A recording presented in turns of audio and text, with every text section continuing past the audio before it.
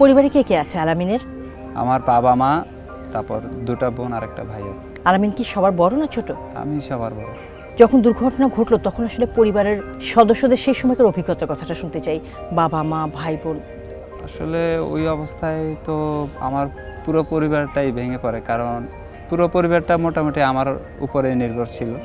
আমার বাবাও তখন সদ্য চাকরি থেকে রিটায়ার্ড নিয়েছিল। কী কী নেতিবাচক অভিজ্ঞতার সম্মুখীন হতে হয়েছে আপনাকে আপনার এই অবস্থার জন্য? আগের যে লাইফটা ছিল সেটা থেকে সরে আসছি। তারপর বন্ধু বান্ধব, আগে অনেক বন্ধু বান্ধব ছিল, ফ্রেন্ড সার্কেল ছিল, যারা এখন হয়তো নেই।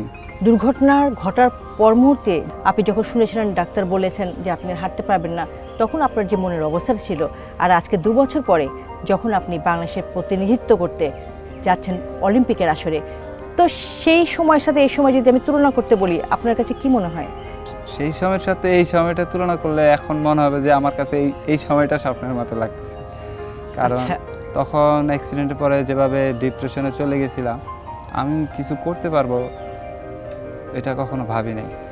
যে মুহূর্তে আপনি ওয়াইল্ড কার্ড পেলেন সেই মুহূর্তের অনুভূতি শুনতে চাই। আমি প্রথমত ভাবছিলাম হয়তো আমার সেই সুযোগটা হবে না, তখন এতটা চিন্তা করিনি এটা নিয়ে।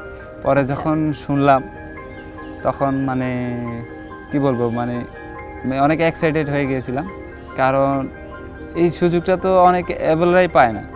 আমি ডিজেবল পার্সন হয়ে এত দ্রুত এমন একটা বড় পরিসরে অংশগ্রহণ করার মতো সুযোগ আমি পাবো, মানে ইটস আনবিলিভেবল। কখনো কি ভেবেছিলেন যে আপনি প্যারা আর্চার হবেন? না, আগে কখনো ভাবিনি। আর আজকে যখন আর্চারি খেলছেন একজন প্যারা আর্চার হিসাবে, আপনার মানে অভিজ্ঞতার কথাই বলি, অনুভূতির কথাই বলি, নিজেকে কেমন ভাবছেন?